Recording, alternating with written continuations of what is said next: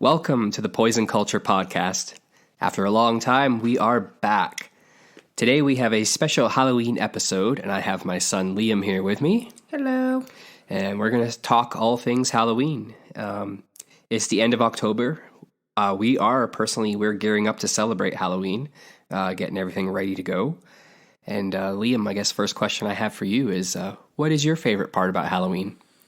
It's a good question. It's got to be after like a long night of trick-or-treating, going to every different neighborhood, dumping out a long, big haul of candy on the tables, sorting it out, trading with your siblings. That's probably the best part about Halloween for me. For sure, you like all the candy? Yeah, seeing different types. Halloween definitely is one of those special times a year, and it definitely has a lot of history to it, especially with the candy aspect of it, trick-or-treating. There are theories out there that many of the Halloween traditions were influenced by Celtic harvest festivals, particularly the Gaelic festival Samhain. Most people know Halloween for trick-or-treating, which is going around house to house, yelling the phrase trick-or-treat, and having some form of candy given to you. Although in some cultures, money is given instead. Liam, would you prefer candy or would you prefer money? Well, back then, I'm pretty sure I probably would have preferred candy. But, I mean, now that I'm of older age, money would definitely be much, much better. In this economy? In this economy, yeah. Especially with that, yeah. You can buy candy with money. Yeah. That's a good way of thinking it. And if you want to go trick-or-treating house to house, most of the time you have to dress up. And I was going to say, what is one of your favorite Halloween costumes? Oh, that's a lot. Probably my favorite would be the hot dog I did in 2020. That was pretty cool. That was probably the best one. It was also the easiest one because where we are, it usually gets quite chilly during Halloween. That's always a struggle. I was able to wear my coat underneath. Yeah. So I was able to get the mom pass from that one. I think it was your first Halloween. We took you down to Phoenix and we dressed you up as Gene Simmons from Kiss. Oh, yeah. I remember seeing a picture of that. Yeah. Yeah. Yeah, you're just this cute little kid, barely able to walk around, but you're all dressed up. I remember one of my favorite Halloween costumes when I was a kid was my mom actually made me and my brother Ty Ninja Turtle costumes, and we were able to wear like snowsuits that were green, and then she put one of those garbage can lids on the back and painted it yellow for like the shell. It was dope. That sounds amazing. Oh yeah. Yeah. That was good. That was a good Halloween. One of our all-time favorite traditions for Halloween is to watch movies. What's one of your favorite Halloween movies? Oh, that's another hard question. It's honestly going to have to be like a tie between Nightmare Before Christmas, the Tim Burton one, and Hocus Pocus, the first one. They're both classics. They're both good. Mm-hmm. Yeah. I've always loved The Nightmare Before Christmas. Mm-hmm. Like as a kid, that's always been like my Halloween child go-to movie. But more recently, we've been watching the Hocus Pocus movies, and I've been in love with them, especially the first one. So honestly, though, I'm going to have to give it to Nightmare Before Christmas just because it's got, like, more memories and time behind it. For sure. Yeah. I like that one, too. Mm-hmm. I like the Halloween town. Yeah. It's got a little bit of everything. Mm-hmm. Also, the songs. The songs are such classics. Classics. I think it's Danny Elfman that does the music for that movie. Oh, so good. Yeah. Mm-hmm. And even Hocus Pocus. Mm-hmm. Both of them are good. I mean, they all both hold up. Like this, yeah. I mean, everyone loves the old Salem witch trials and everything like that. And you add more of a kiddish vibe to it with those movies and everything like that. But it's still really good. Mm-hmm. Well, honestly, with like the first one and the second one, I would say that the first one would be better. As much as the second one was good, I just feel like the first one has like more nostalgia in it. Yes. So it's more of a classic. But the second one wasn't that bad. Yeah, for sure. I encourage you to watch it if you haven't. Yeah. And there's so many horror movies that I've watched that you were just too young to watch yet. Yeah. But one of my favorite go-to movies is actually called Trick or Treat. And it's one of those compilation movies where there's, I think, 5 or 6 different stories going on, but they each kind of like intertwine and they're all connected in some way somehow. Mm-hmm. Really cool movie. Yeah. Yeah, that's a good one. It's a little bit of a horror, a little bit of a suspense and thriller. Yeah, those movies are always good. For sure. And Yeah. then recently, we've been watching the Conjuring movies, all three of them. Yep. And all about Ed and Lorraine Warren's cases, real ghost hunters. Heroes. Yeah, for sure. So it's there's a lot of horror movies that one day you'll get to watch, and maybe further down the road we'll talk about those. Yeah. One of the things we like to do while we're watching those horror movies or Halloween movies with the kids is carve up some pumpkins, make some jack-o'-lanterns. I always like doing that with you guys. It's always a fun, sticky mess. Hey, bud? Oh, yeah. Always. Yeah. You like to carve pumpkins, eh? Mm-hmm. It's like the only time you're allowed to have a knife. Yeah. Oh, probably my favorite pumpkin carving design that I've ever done was last year. I had done Kermit the Frog. Oh, I remember that, yeah. Yeah, and my sister Sienna, she had done the meme of Elmo with like the fire going in the background. Yeah. That turned out so well. For sure. Yeah. Do you know the history of the jack-o'-lantern? I know a bit, but not really. All right. Well, I've got Wikipedia up, so jack-o'-lantern is a carved lantern, most commonly made from pumpkins or root vegetables such as rutabaga or turnip. The name is also tied to the Irish legend of Stingy Jack. Remember Stingy Jack? Yep. Yeah. He was a drunkard who bargains with Satan and is doomed to roam the earth with only the hollow turnip to light his way. Crazy. Yeah. Think it's true? I mean, I'm not saying it's wrong. Do you think Stingy Jack will come and get you in the middle of the night? Bite your little toes off? I don't know. It's a long journey from hell. All right, Liam. So now we're going to do a Would You Rather Candy edition. All right. All right. Yeah. Would you rather chocolate or chips? I am a chips person all the way. Are you? Yep. I do not have that much of a sweet tooth. I'm more of like a crunchy, salty kind of person. Just like your mom. You know, I am a chocolate person all the way. I love it sweet. Yeah. Everything like that. Love chocolate. I do chips every now and again. I don't mind them, but yeah, you can actually fit more chocolate in your Halloween trick-or-treat bag than you can bags of chips. I know, but I mean, you can't tell me that you get a little excited when they hand out those little mini bags of like sour cream and onion chips or like Doritos. Ah, you got me there. Yeah, you get like that little piece of excitedness. Those rich people, eh? Yeah. Would you rather gum or caramels? Well, that's a funny question because I can't have either because I got braces. But for caramel, I'm gonna go with caramel because I can't have gum. Period. But I am able to have like caramel out of like a chocolate bar or something like that. Yeah. Yeah, I'd have to go with the caramel there. I'm gonna have to agree with you. Yeah. Yeah. Caramels are. You can have gum any time of the year. Yeah, like Whatever. gum's not really like more of like a Halloween treat. It's more of like an everyday if your breath stinks. Yeah. Would you rather sour candy or sweet?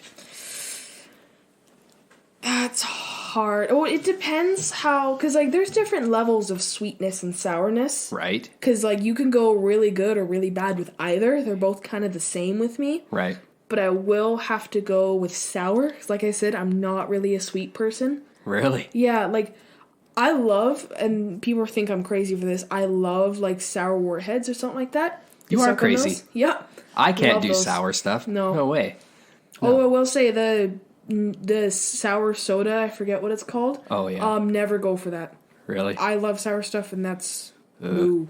Makes my jaw ache just thinking about it. Yeah. Oh yeah, like that little feeling behind. Yeah. Yeah. Yeah, not my favorite. No. Would you rather pretzels or raisins?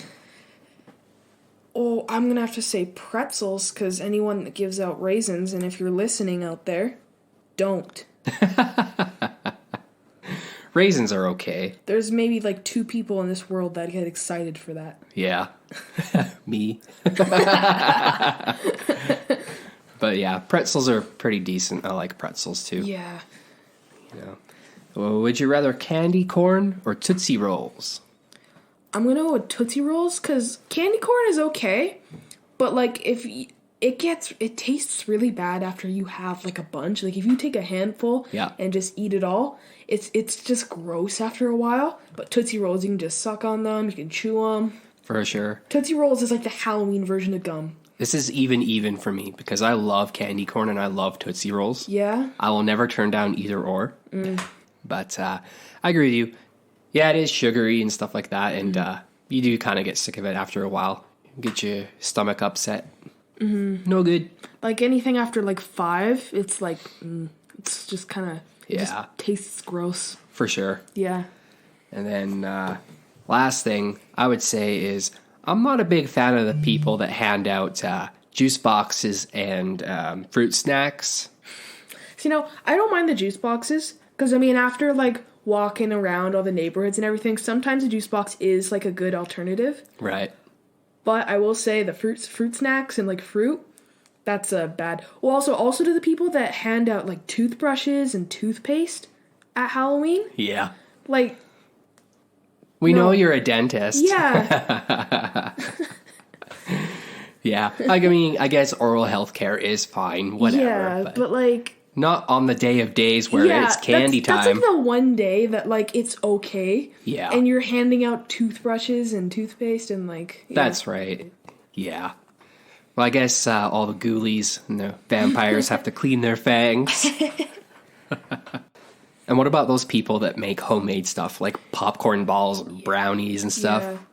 Like, the thought is nice, but we're never ever going to take them. We're probably just going to throw them out.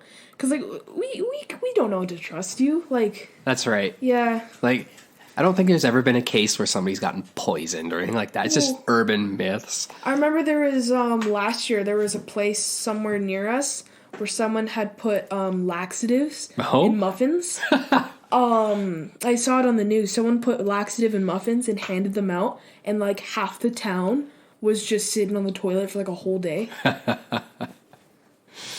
Yahtzee. Yeah. It's not like any reasonable drug addict will be handing out drugs to kids, right? Yeah.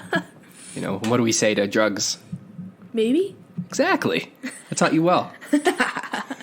Get a price per ounce first. No, kids, you say no to drugs. Right? Yeah. No. Helium, why'd the ghost go into the bar? Why? For the booze. What's in a ghost's nose? What? A booger. Where did the ghost go to vacation? Where? Malibu. They say during Halloween, the veil between the metaphysical barrier between the living and the dead is at its thinnest. What are your thoughts on that, Bird? Do you believe in ghosts? I honestly 100% do. Especially like going on YouTube, watching the ghost hunting channels. There's some channels that have like evidence that I don't even know how to explain, also with personal experiences that I've had. Right. I 100% believe in it. Yeah? Yeah. I'm kind of 50-50 on it. I used to really believe in ghost hunting. There was a bunch of ghost hunting shows on TV. There was one a while back ago. I don't know if it's on air anymore, but it was called Most Haunted. I think it was from England. And there was a lot of compelling stories there, but then you read or see where a lot of them are faked, where the producers will bang on doors or there'll be strings closing doors, stuff like that. But then there is a lot of videos out there where you really just cannot explain. I know previous episode here I did The Haunting of Windrush Farm.